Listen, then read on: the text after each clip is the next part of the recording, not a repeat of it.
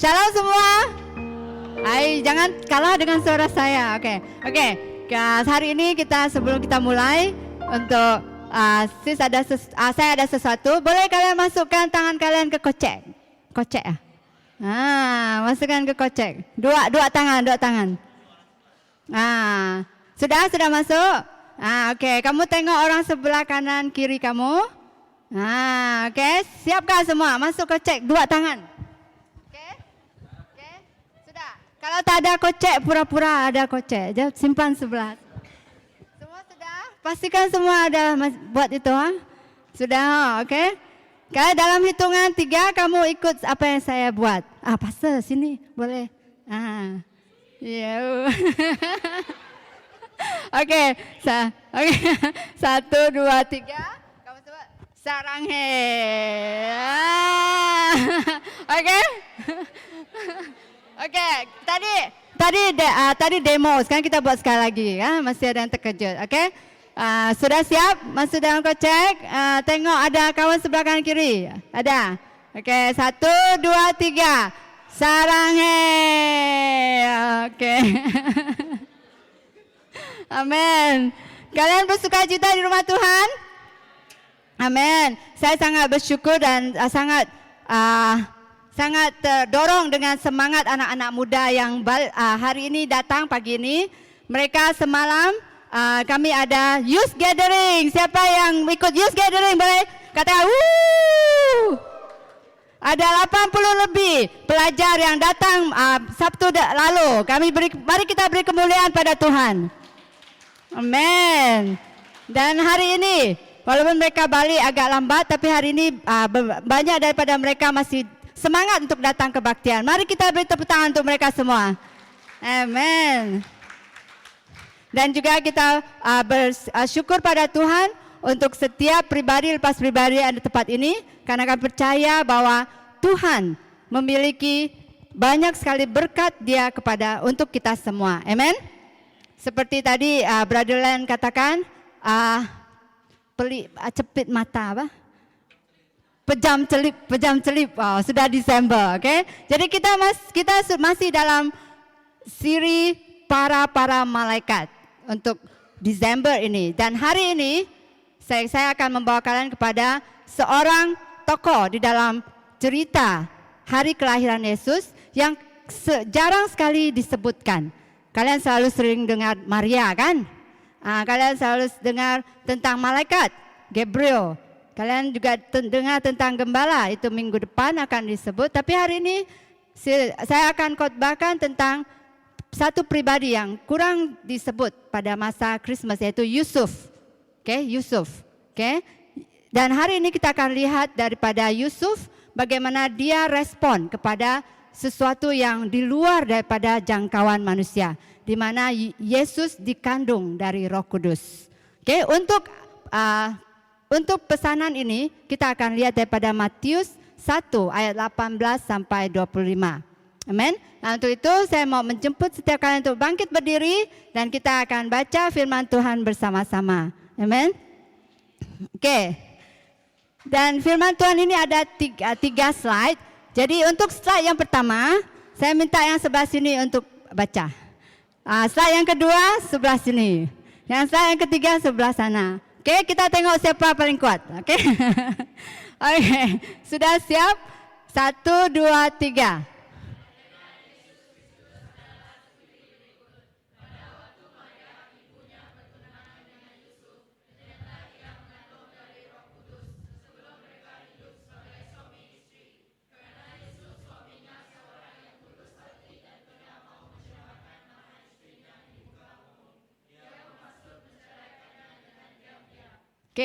Berikutnya 1, 2, 3.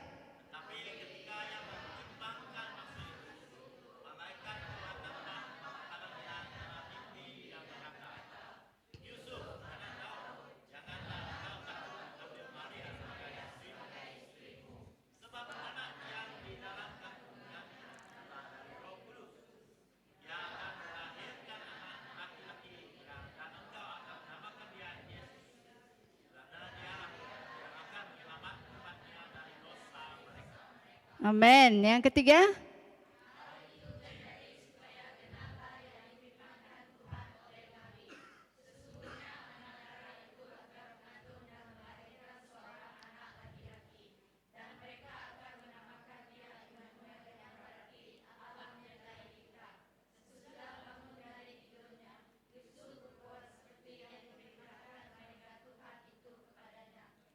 yang mengambil Maria sebagai istrinya, tapi tidak bersetubuh dengan dia sampai ia melahirkan anaknya laki-laki, dan Yusuf menamakan dia Yesus. Amin. Mari kita berdoa.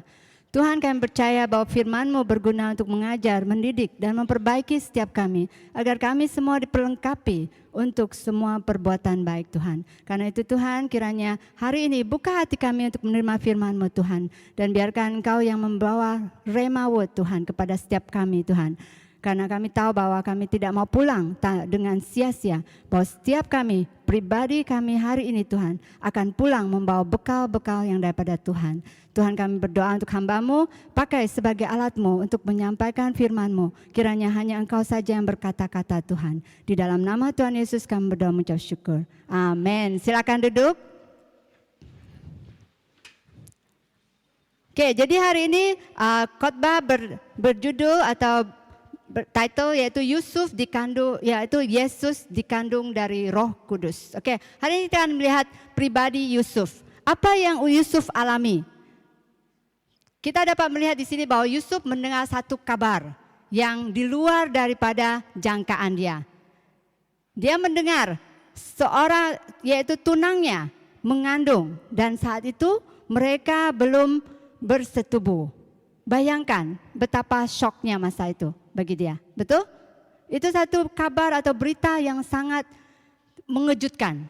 Karena itu kita lihat 3 perkara bagaimana Yusuf tetap dapat berjalan di dalam rencana Tuhan. Walaupun dia menerima kabar tidak baik ataupun melalui cabaran dalam hidupnya. Jadi poin yang pertama yaitu kita akan lihat dilema Yusuf. Dikatakan di sana Maria bertunangan dengan Yusuf. Ternyata dia mengandung dari Roh Kudus sebelum mereka hidup sebagai suami istri. Karena Yusuf suaminya seorang yang tulus hati dan tidak mau mencemarkan nama istrinya di muka umum, ia bermaksud menceraikannya diam-diam. Oke, bayangkan perasaan Yusuf saat itu. Dia sudah bertunangan dengan Maria. Saya percaya bahwa ada kasih atau cinta di dalam hatinya. Tapi pada saat dia menerima kabar tertentu, pasti dia akan kecewa, betul? Dia akan merasa patah hati saat itu. Dan dia akan merasa berpikir yang bukan-bukan tentang Maria. Bagaimanakah tindak balas kita jika kita menerima berita yang tidak baik? Kalau kita menerima berita yang tidak baik, kadang kita akan langsung mengambil keputusan berdasarkan emosi, betul? Kadang kita pada saat kita menerima cabaran dalam hidup kita, mungkin kadang kita langsung berlari daripada Tuhan. Ataupun kita mencari sesuatu untuk kita salahkan. Betul? Atau ada orang kalau yang lebih kepada fisikal, mungkin kalau kamu marah, anak-anak kalau marah, saya pernah tengok anak kecil mamanya tidak belikan boneka di mall. Mereka duduk di lantai lalu menangis. Pernah dengar, pernah lihat? Pernah tengok kan? Tak pernah? Siapa pernah? Eric pernah. Oke. Ada banyak sekali reaksi-reaksi yang terjadi. Jadi apa yang kita dapat pelajari daripada Yusuf yaitu dia tidak react, tetapi dia respon, menanggapi. Jadi mari kita lihat dalam kehidupan kita saat ini. Kita mau belajar bagaimana cara kita respon pada saat kita menerima cabaran ataupun berita tidak baik dalam hidup kita. Slide berikutnya, kita react dan respon itu sesuatu yang berbeza. Pada apa yang dimaksudkan reaksi atau react itu impulsif. Di mana kalau saya menerima sesuatu berita tidak baik, saya langsung blast out. Kalau orang mengatakan sesuatu yang tidak baik, kita mencoba untuk mencari pembelaan diri. Kadang itu yang terjadi. Dan kadang kita akan menggunakan emosi ataupun takut. Contohnya, anak saya, pada saat saya tanya, apa yang kamu buat di sekolah hari ini? Lalu dia langsung, awalnya dia akan coba membela diri. Dia akan cari alasan. Lalu saya katakan, Mama tanya hanya mau tahu apa yang kamu lakukan di sekolah. Jadi kadang kita react menjadi takut. ataupun kita akan melakukan kita mengambil keputusan dengan immediate. Contohnya untuk keadaan atau Yusuf ini, mungkin dia dia langsung mengambil keputusan. Kenapa Maria mengandung? Berarti dia tidak setia. Dan saya tinggalkan dia langsung. Betul tidak? Jadi itu reaksi. Respon adalah menanggapi. Bagaimana kita menanggapi, yaitu kita perlu cool down. Di mana kita pikirkan terlebih dahulu, kita proses terlebih dahulu, dan kita terima kabar tersebut dan juga challenge tersebut sebagai objek, bukan subjek.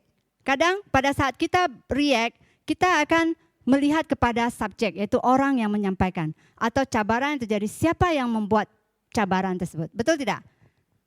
Kita akan cari orang atau keadaan yang dapat kita salahkan. Betul? Boleh katakan sebelah kanan kiri kanan, jangan menyalahkan keadaan. Jadi kita sebelum kita menyalahkan keadaan, cool down, tengok apa yang terjadi dan ambil perkara itu sebagai objek. Banyak kali kami mengikuti marriage course.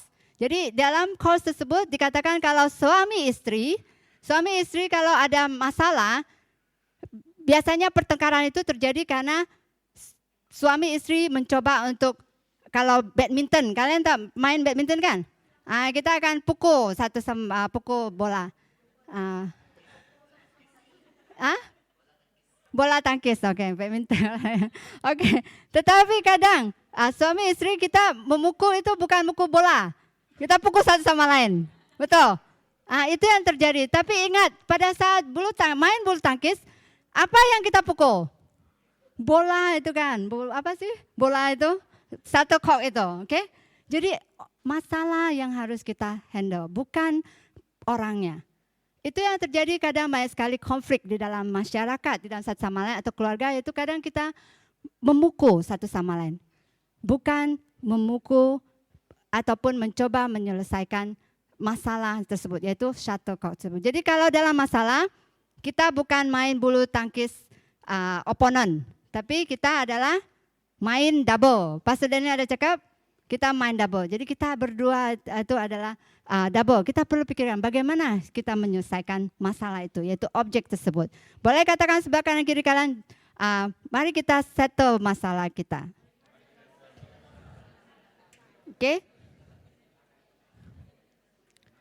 Dan dari Yusuf ini kita akan lihat kenapa masalah ini sangat besar, dan juga untuk pengetahuan kita semua, walaupun ini mungkin lebih kepada fact saja, yaitu di dalam tradisi perkawinan Yahudi ada 3 bahagian. Ini untuk pengetahuan kita semua, untuk anak-anak muda dan juga untuk yang sedang pekerja dan juga untuk keluarga. Slide berikutnya. Di dalam tradisi perkawinan Yahudi ada 3 bahagian. Pertama yaitu kontrak. Slide berikutnya. Kontrak kecil. Kontrak itu di dalam bahasa Yahudi disebut ketubah, di mana pasangan akan menandatangani perjanjian formal sebagai suami istri. Atau kita sebut di sini mungkin modern way is like tunangan lah. Bertunangan, Tapi di dalam tradisi Yahudi, yaitu mereka tanda tangan sudah sah sebagai suami istri. Tetapi mereka tidak bersama-sama dan belum melakukan perhubungan intim. Itulah sebabnya Yusuf berpikir untuk bercerai. Kadang-kadang kamu pikir pas baca Alkitab, kamu pikir kenapa bercerai? Mereka belum suami istri karena belum bersetubuh. Tidak, mereka sudah suami istri, sah secara hukum, tetapi mereka belum melakukan perkara yang kedua. Perkara yang kedua yaitu penyempurnaan, atau dalam bahasa Inggrisnya lebih tepat karena dalam bahasa saya hanya dapat kata ini, itu maksudnya consummation. Consummation yaitu di mana disebut cupa. Ini adalah di mana mereka akan berhubungan intim.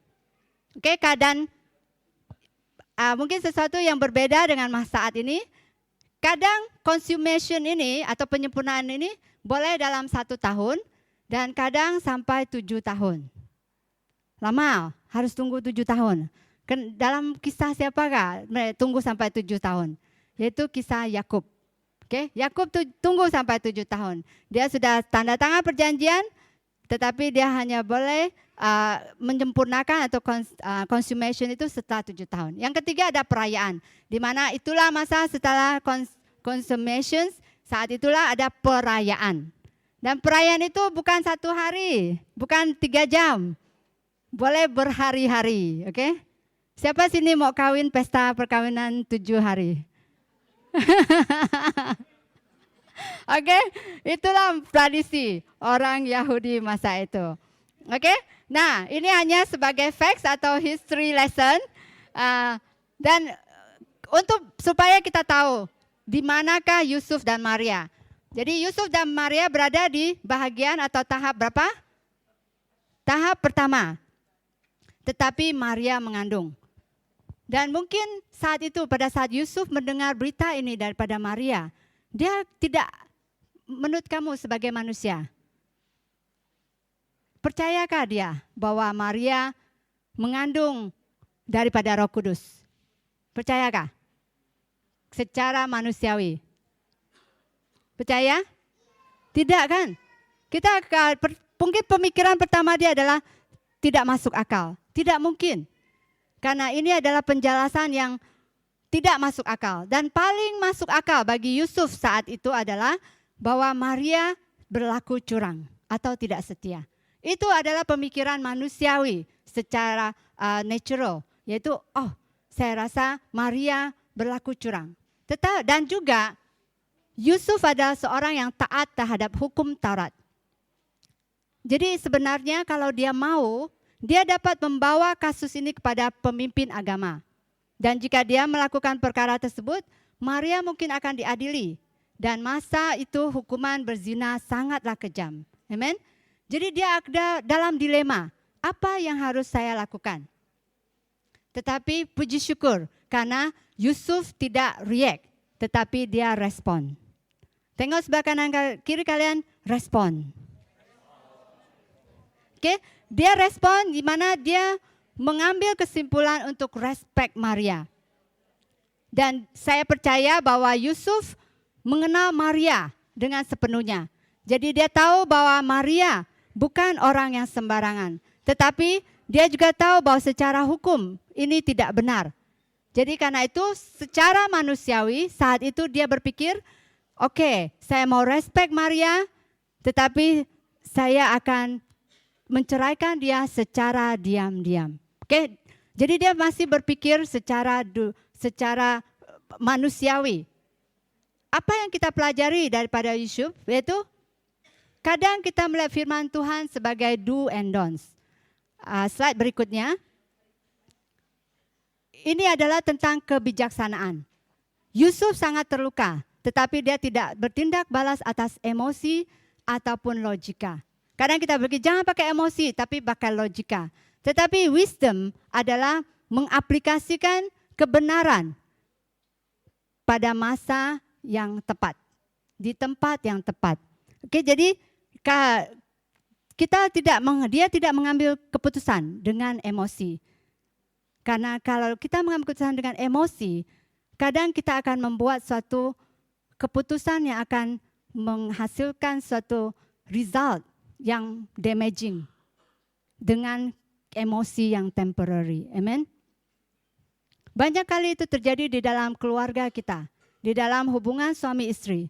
Kadang kalau sedang marah, kita boleh mengucapkan banyak perkataan yang tidak baik. Betul? Nah, dengan ibu bapa juga. Atau kadang ibu bapa kita pun kalau mereka marah, mereka akan mengucapkan kata-kata yang tidak terpikir. Karena itu jangan. Karena don't make a permanent decision for temporary emotion. Karena kamu akan menyesal. Jadi kalau kamu marah, jangan mengambil keputusan. Kalau kamu merasa sedih, try to not make any decision, important decision. Okay? Dan yang kedua yaitu logika juga bukan sesuatu yang harus kita pegang sepenuhnya dalam mengambil keputusan. Karena di dalam hukum, kalau kamu ikut hukum, kalau Yusuf mengikuti hukum Taurat, sebenarnya dia dapat menceraikan Maria. Dia dapat membawa kasus ini kepada pemimpin agama. Tetapi dia melihat gambaran yang lebih besar daripada firman Tuhan itu. Bahwa firman Tuhan bukanlah legalistik. Firman Tuhan bukan do and don't. Firman Tuhan adalah lebih daripada itu. Dia bukan hanya hukum, tetapi dalam firman Tuhan itu ada kasih. Dalam firman Tuhan itu bukan sebuah buku, tetapi dialah Alkitab, di mana kita perlu mengaplikasikan kasih dan kesetiaan, keanugerah Yesus di dalam setiap keputusan kita. Amin.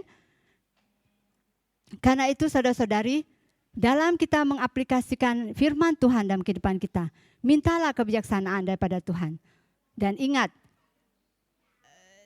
kesimpulan daripada firman Tuhan adalah kasih. Kasih kepada satu sama lain. Karena itu firman Tuhan bukanlah hukum Taurat, tetapi kasih Yesus Kristus. Karena itu di dalam Yesus pernah mengatakan bahwa apakah kesimpulan daripada hukum Taurat? Yaitu hanya 2. Kesimpulan daripada 10 hukum Taurat itu pertama, kasihilah Tuhan Allahmu dengan segenap hatimu. Dan kedua, kasihilah sesamamu manusia seperti dirimu sendiri. Amin. Kalau kita mengasihi Tuhan, kita tidak akan melakukan perkara yang menyakiti dia. Amin. Kita tidak akan membunuh, kita tidak akan mencuri, kita tidak akan mengambil apa yang menjadi milik orang lain. Kenapa? Karena kita mengasihi Tuhan. Dan kedua, kalau kita mengasihi satu sama lain, kita juga tidak akan melakukan perkara yang menyakiti orang-orang di sekitar kita. Amin. Amin. Jadi inilah wisdom yang saya mau dorong dan titipkan pada setiap kita. Bahwa bawalah firman Tuhan itu pada saat kita menaati firman Tuhan bukan karena hukum. Bukan karena perintah, tetapi karena kasih. Amin. Katakan sebelah kanan kiri kalian, kasihilah Tuhan Allahmu. Yang kedua, kasihilah sesamamu. Oke? Oke, contohnya kalau kita melihat firman Tuhan sebagai hukum, kita akan menjadi seperti orang Farisi, di mana mereka juga menghadik Yesus pada saat Yesus makan bersama pemungut cukai. Kenapa Yesus makan dengan orang-orang berdosa? Tapi apa yang Yesus lakukan? Aku menghendaki belas kasihan dan bukan persembahan. Amen. Jadi inilah essence daripada firman Tuhan. It's not the law, but it's a love. It's not the book, but it's the Bible. And it's not a court, but it's a Christ. Amen. Oke, jadi itu daripada poin pertama, dilema daripada Yusuf. Dan yang kedua, kita tengok setelah Yusuf ambil kebijaksanaan di mana dia tidak mengambil keputusan berdasarkan emosi dan hanya logika. Dan kemudian dia menanti Tuhan. Itu membawa kita pada poin yang kedua, di mana mimpi Yusuf. Pada saat saya percaya pada saat Yusuf mengatakan dan mengambil keputusan untuk menceraikan Maria secara diam-diam, saat itu dia berdoa. Dia berdoa dan dia dikatakan setelah itu Tuhan menjawab doa dia. Di mana dikatakan di dalam ayat 20 dan 21, tetapi ketika ia mempertimbangkan maksud itu, malaikat Tuhan nampak kepadanya dalam mimpi dan berkata, Yusuf, anak Daud, janganlah engkau takut mengambil Maria sebagai istrimu, sebab anak yang di dalam kandungannya itu adalah dari Roh Kudus. Dia akan melahirkan anak laki-laki dan engkau akan menamakan dia Yesus, karena dialah yang menyelamatkan umatnya dari dosa mereka. Amin.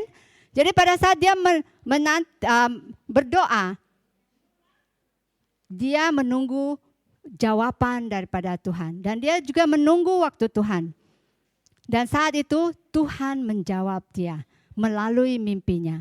Tuhan menjawab Yusuf melalui malaikat yang berbicara kepada dia.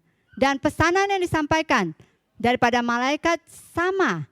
Kalau kamu melihat firman Tuhan dan apa yang malaikat sampaikan kepada Maria di khotbah minggu lalu dan apa yang disampaikan malaikat kepada Yusuf minggu ini, yaitu sama. Di mana pesanannya itu pertama, janganlah engkau takut mengambil Maria sebagai istrimu. malaikat Gabriel juga mengatakan sama kepada Maria, janganlah takut karena anak yang dikandungmu adalah daripada Roh Kudus. Amin. Dan dia katakan engkau akan melahirkan seorang anak dan engkau akan menamakan dia Yesus. Itu pun sama. Dan karena dialah yang akan menyelamatkan umatnya dari dosa mereka. Amin. Jadi malaikat Tuhan, pesan ataupun jawaban Tuhan akan sama. Jadi kalau kadang dalam mengambil keputusan, pada saat kamu menanti jawaban daripada Tuhan, saya berdoa sesuatu. Kadang kamu menunggu Tuhan dan kamu menerima jawaban daripada Tuhan. Dan apa yang selalu kami dorong untuk domba-domba kami ataupun jemaat kalian semua, yaitu pada saat kamu menerima jawaban Tuhan, cari pemimpin kalian untuk berdoa bersama dengan kalian dan juga tanya kepada mereka. Dan selalunya dalam kehidupan saya, kesaksian saya bahwa selalunya jawaban yang saya terima kalau memang daripada Tuhan itu akan sama dengan orang lain yang akan memberi konfirmasi bahwa ya benar itu saya juga dengar dari Tuhan untuk kamu. Amen. Contohnya, ini ada cerita sedikit lah. Cerita sedikit. Pada saat pastor semalam ada cerita tentang dia tunggu berapa? 2 tahun ya. 2 tahun untuk hubungan kami berdua. Dan saat itu pada saat kami menunggu dan kami berdoa. Dan Tuhan berbicara melalui pastor. Dia mimpi tentang saya. Okay? Dan saat dia mimpi tentang saya tidak tahu. Saya tidak tahu. Oke.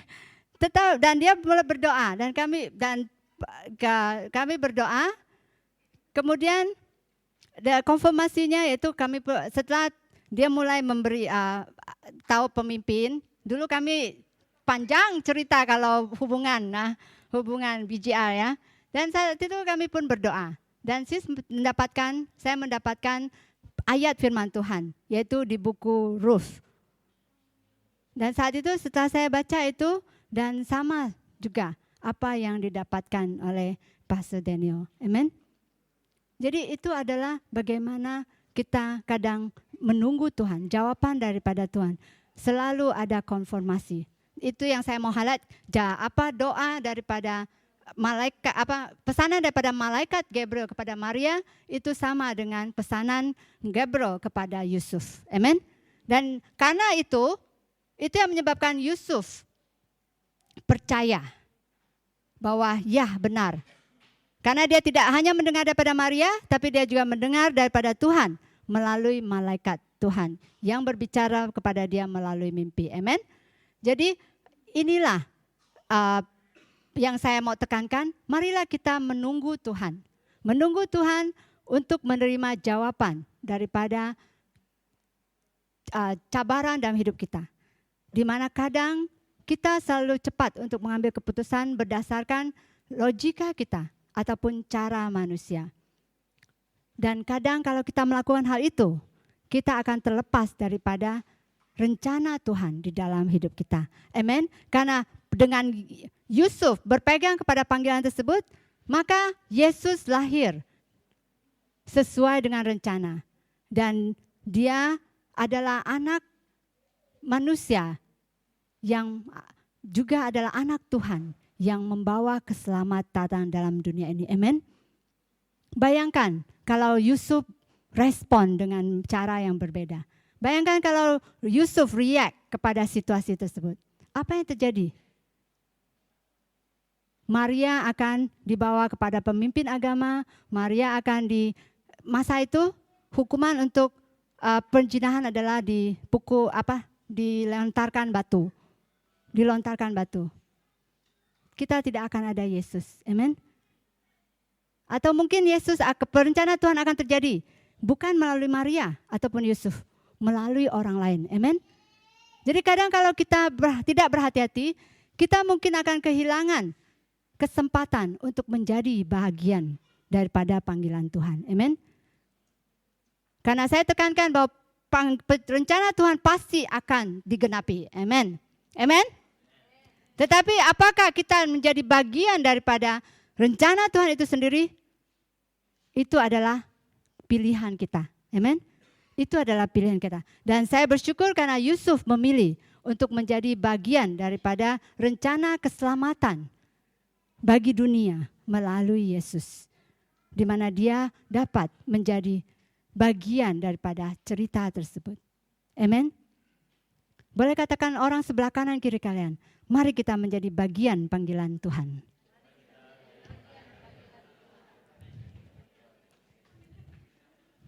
Amen. Jadi jika Yusuf mendapat jawaban daripada Tuhan, apapun yang kalian cari jawaban ataupun cabaran dalam hidup kalian, saya mau mendorong kalian untuk datang kepada Tuhan. Berdoa.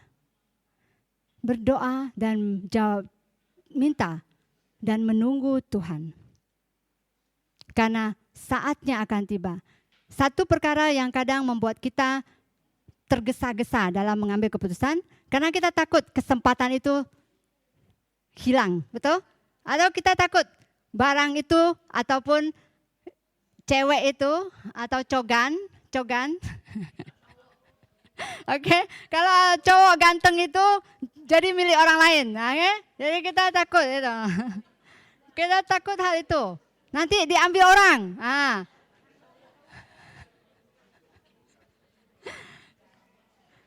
Oke, sis ada satu cerita. Masa college ada satu lelaki, pastor tak tahu kan? Ada satu, tahu kan tidak tahu. Ada satu lelaki mengejar saya. Dan kamu tahu, dia ada kereta Mercedes. Dia ada rumah besar. Setiap hari dia datang ke rumah dan dia akan bagi bawa makan. Dan dia mau bawa kami jalan-jalan. Selalu bawa kawan-kawan. Oke, kalau mau bawa saya jalan-jalan, saya bawa kawan 3-4 orang. Dan sekali saya bawa bodyguard.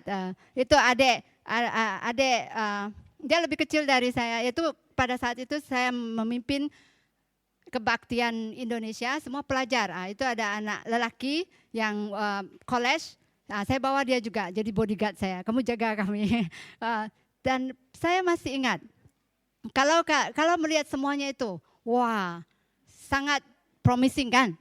Semua ada, rumah besar, semua ada, kereta dan apapun ada. Dan saya masih ingat sekali saya berdiri di beranda pada saat kami ada beranda rumah dia bersama dengan kawan-kawan, kami ada gathering di sana. Saya dengar suara. Bukan saya dengar suara macam audio macam itulah. Saya diingatkan Tuhan dengan firman Tuhan. Di mana saat Yesus berdiri pada saat dicobai di padang gurun. Ingat? Pada saat dikatakan, lihat sekelilingmu. Semua ini dapat menjadi milikmu. Itu yang diingatkan dalam firman Tuhan yang diingatkan dalam hati saya saat itu. Dan saat itu, sebagai manusia, kita semua akan tergoda. Amen. Kalau kita tengok lelaki cogan kan, kita akan tergoda.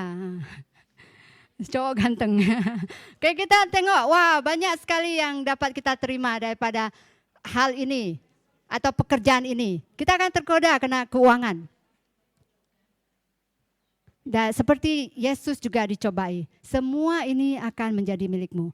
Tetapi jika kamu menyembah saya, apa itu yang setan katakan? Jadi saudara-saudari, ingat untuk menunggu jawaban Tuhan. Karena di dalam Tuhan, apa yang menjadi milikmu akan menjadi milikmu. Amen. Apa yang bukan untuk kamu, bukan untuk kamu. Amen. Dan hari ini, sis tidak tengok Mercedes. Tapi hari ini, Tuhan memberkati apa yang dia berkati. Amen. Jadi apa yang kita miliki bukan untuk kita pegang. Karena apa yang ada dalam dunia ini adalah sementara. Semua yang ada adalah sementara. Amen. Jadi datanglah kepada Tuhan. Minta Tuhan. Dan cari pemimpin ataupun kawan kalian untuk menolong kalian dalam mengambil keputusan. Amen. Oke, poin yang ketiga. Setelah menunggu dan Yesus, malaikat Tuhan menjawab doa Yusuf, apakah keputusan Yusuf? Sesudah bangun dari tidurnya, Yusuf berbuat seperti yang diperintahkan malaikat Tuhan itu kepadanya. Ia mengambil Maria sebagai istrinya, tetapi tidak bersetubuh dengan dia sampai ia melahirkan anak-anaknya laki-laki dan Yusuf menamakan dia Yesus. Setelah mendengar Tuhan, apa yang harus kita lakukan? Apa yang harus kita lakukan pada saat kita mendengar Tuhan? Yaitu kita harus mengambil tindakan sesuai dengan, yaitu kita perlu taat. Tuhan tidak memaksa kita, tapi Tuhan mengajar kita untuk taat. Amin. Dan kebiasaan buruknya kadang adalah kita tanpa kita sadari banyak kali kita tidak mau taat ataupun berjalan bersama dengan Tuhan. Dan untuk itu sis ada buat satu ilustrasi. Masih ada masa? Oke. Satu ilustrasi tentang mengambil keputusan bersama Tuhan. Oke, kita terima kasih untuk Lukas dan Bita yang menolong.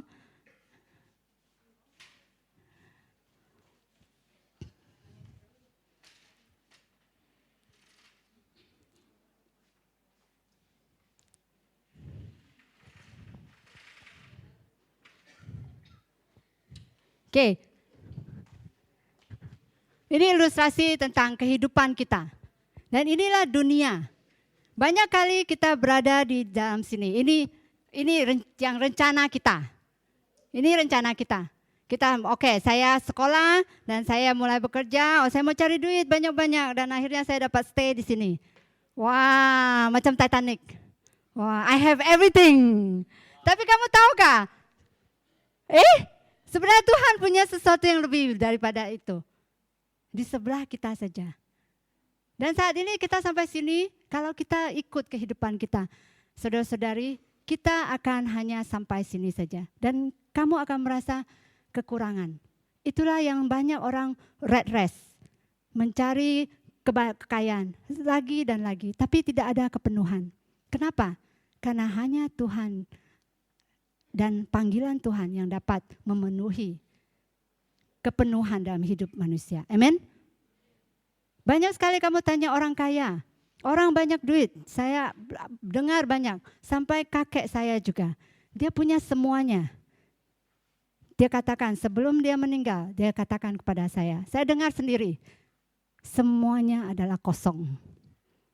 All empty. Pada saat dia meninggal, sebelum dia meninggal, sebelum saya pergi ke Kuching untuk sekolah, semuanya kosong. Kenapa? Karena itulah kehidupan manusia. Dan karena itu, kadang kita datang, kita mendengar Tuhan. Oh, ada Tuhan. Mari saya mau mencoba Tuhan. Jadi saya cobalah, saya step satu langkah. Saya step di sini. Dan dapatkah saya naik lagi? Dapat ya? Kalau macam ini? Tidak. Dan banyak kali sebagai Kristen, orang Kristen, kita dalam posisi ini. Betul tidak? Kita mau setengah kaki di dunia, setengah kaki dengan Tuhan. Dan kita katakan, kenapa hidup saya sangat challenging sebagai Kristen? Karena kita dalam posisi seperti ini. Comfortable kah macam ini? Tidak kan? Tidak comfortable. Hidup kita tidak akan comfortable kalau kita terus seperti ini. Dan kamu akan rasa kehidupan Kristen kita akan selalu struggle. Kenapa? Karena kita dalam posisi seperti ini. Setengah di dunia dan setengah bersama dengan Tuhan. Saya berdoa, Tuhan jawab doa saya. Tapi saya mau yang ini. Betul? Jadi pada saat itu kita akan selalu sini. Dan akhirnya kita kata, sudahlah saya settle dalam ini saja sebagai Kristen. Tapi kamu miss out. Apa yang Tuhan mau untuk hidup kita. Oke? Dan apa yang kita lihat daripada Yusuf adalah dia boleh memilih untuk stay safe. Oke, saya menceraikan dia diam-diam dan kawin, saya hidup seperti keluarga biasa. Boleh. Tapi akhirnya apa yang Yusuf lakukan? Yaitu dia memilih Tuhan.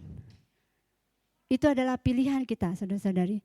Dan pada saat kita memilih sini, maka kamu akan dapat naik bersama dengan Tuhan dalam rencana Tuhan. Amin. Amin. Amin.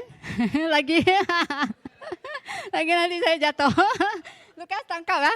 Jadi kita dapat naik, oke? Setelah saya naik sini, mari kita beri kemuliaan pada Tuhan. Amin. Kalau tidak ada dinding ini saya boleh naik sini lah. Tapi sekarang karena ada dinding ini tak dapat. Oke, jadi ini yang dapat kamu miliki. Katakan sebelah kanan ke kiri kalian. Hei, saya boleh sampai atas sini. Oke, kita semua dapat. Bukan saya, bukan pastor, bukan pemimpin. Setiap kita. Panggilan kamu bukan di gereja jadi pastor, tidak. Tapi kamu boleh menjadi juga murid Yesus dimanapun kamu berada. Asalkan kamu berada di dalam rencana Tuhan. Amin? Oke, jadi maukah kalian untuk memiliki rencana Tuhan? Terima kasih Lukas. Terima kasih Wita.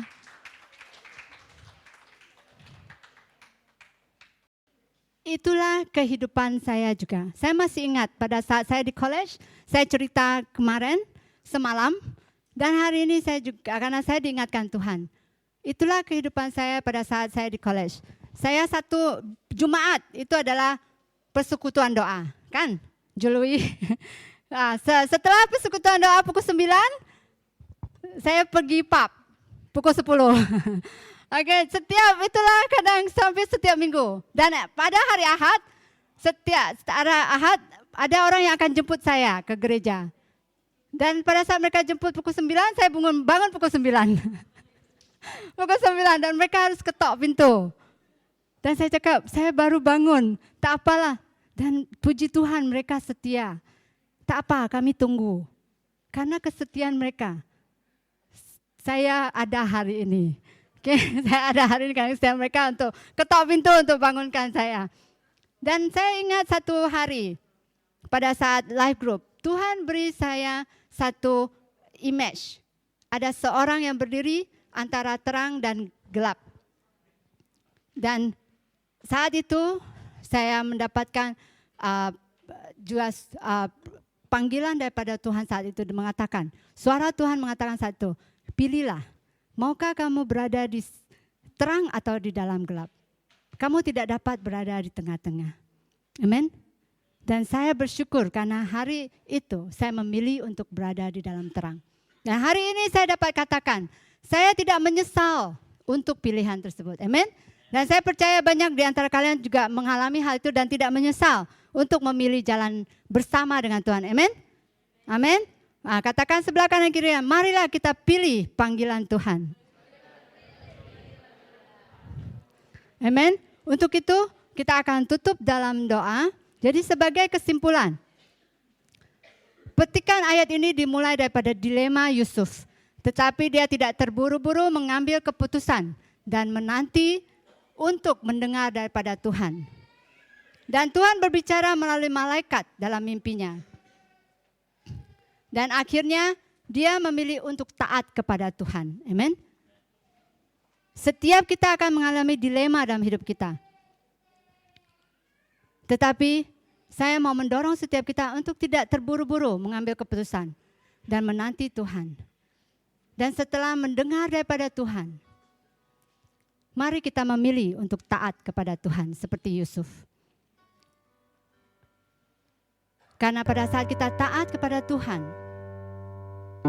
kita dapat melalui cabaran kita. Dan mungkin ada panggilan Tuhan. Saya pasti, bukan mungkin, saya pasti Tuhan ada panggilan untuk hidup kita. Secara pribadi dan secara umum. Jangan miss out rencana Tuhan dalam hidup kita. Karena Dia adalah Bapa yang baik. Dia mau yang terbaik untuk kita semua. Tanpa terkecuali. Karena itu saudara-saudari, mari kita bangkit berdiri saat ini. Kita akan menyanyikan chorus lagu terakhir.